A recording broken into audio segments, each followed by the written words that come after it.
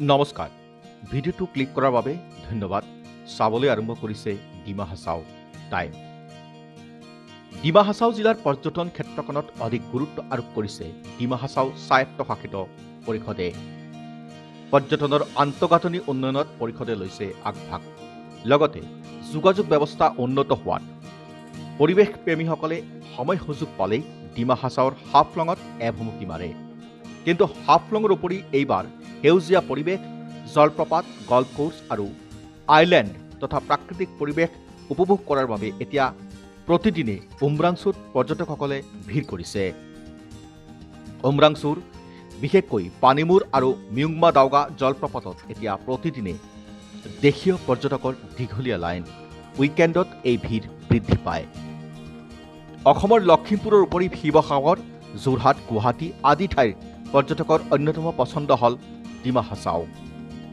অলপতে লখিমপুৰৰ কেইবাগৰাকী যুৱ পৰ্যটক ডিমা হাছাও ভ্ৰমণত আহি ইয়াৰ সেউজীয়া পৰিৱেশ তথা বতৰৰ ৰূপে মুগ্ধ হৈ পৰে মুঠতে তেওঁলোক অতিকৈ আনন্দিত তেওঁলোকৰ মতে অসমৰ ভিতৰতে ইমান ধুনীয়া ঠাই আছে অথচ আমি ইমান দিনে জনাই নাছিলোঁ ডিমা হাছাওৰ হাফলং বা উমৰাংচু সন্দৰ্ভত কি কৈছে তেওঁলোকৰ মুখেৰে শুনক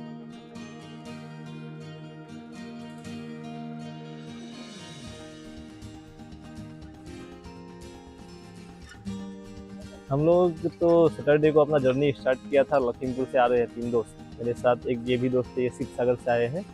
तो हम लोग तो डिमा हासाओ गए थे। डिमा हासाओ में एक नाइट स्टे किया, एक नाइट स्टे करके उमरांगसू में रुके, गोल्फ कोर्स देखा। अब यहाँ पर आए हैं तो ये वाटरफॉल मिला तो इसको देखने निकला।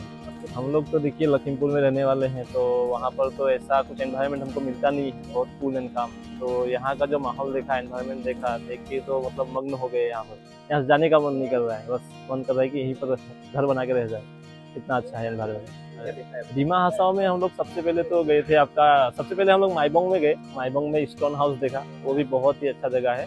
और फिर उसके बाद हम लोग आए डिमा हासाओ के हाफलोंग के सिटी में आए, तो वहाँ पर हम लोग ने जाकिंगा बर्ड सेंटर जो है वो देखा।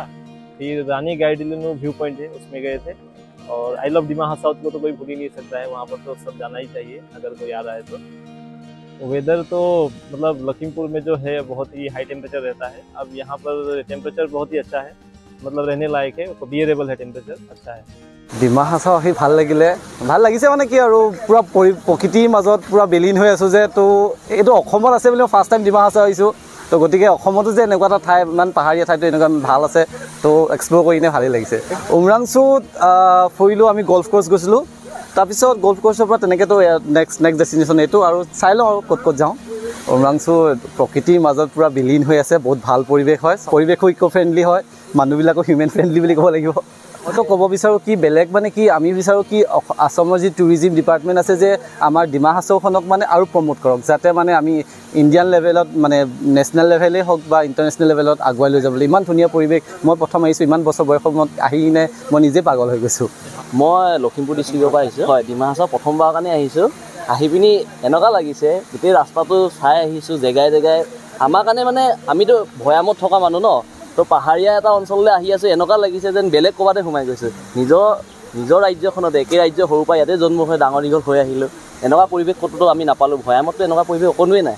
আহি আহিছোঁ, ওপৰলৈ যিমানে উঠি আহিছোঁ এনেকুৱা অনুভৱ হৈছে যেন কিবা ঠাণ্ডা হৈ আহিছে, এনভাইৰনমেণ্টটো লগালগ অলপ হ'লেও চেঞ্জ হৈ আহিছে, অনুভৱ কৰিবহে পাৰি মানে।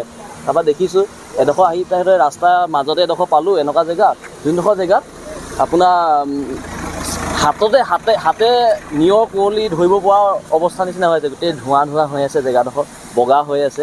তাত ৰখি আমি ফটো মাৰিছোঁ, ভাল লাগিলে। অভাৰঅল এতিয়ালৈকে বৰ্তমানলৈকে যিমানখিনি জেগাও ফুৰিলোঁ, মানুহৰ বিহেভিয়াৰ ফালৰ পৰাই হওক বা ঠাইডোখৰেই হওক, যোনডোখৰ ঠাইতে গৈছোঁ চাবলৈ বহুত ভাল লাগিছে জেগাবিলাক। আৰু যোনখন চিটি ডিমা হাছাও চিটিখন বহুত নিট এণ্ড ক্লিন দেখিলোঁ। হাফলং চিটিটো বহুত নিট এণ্ড ক্লিন দেখিলোঁ, সেইটো বহুত ভাল লাগিলে, বহুত পৰিপাটিকৈ ৰাখিছে। আৰু মানুহবিলাকৰ ঘৰবিলাক, আমি আছিলোঁ লজত আছিলোঁ, এটাত আছিলে হোম ষ্টেত থাকিলোঁ, তো ইমান ধুনীয়াকৈ ৰাখে মানে পৰিৱেশটো। সৰু হস্পিটেলিটি বহুত ভাল, মানুহবিলাকৰ যিটো হস্পিটেলিটি পালোঁ বহুত ভাল, বিৰাটেই ধুনীয়া লাগিছে। মানে তেওঁলোকে বস্তুবিলাক ইমান ধুনীয়াকৈ সজাই পৰাই ৰাখিছে, তো সেইটো হ'ব লাগে মানে, সেইটো ভাল লাগিল মানে, সেইটো দেখি আৰু ভাল লাগিছে।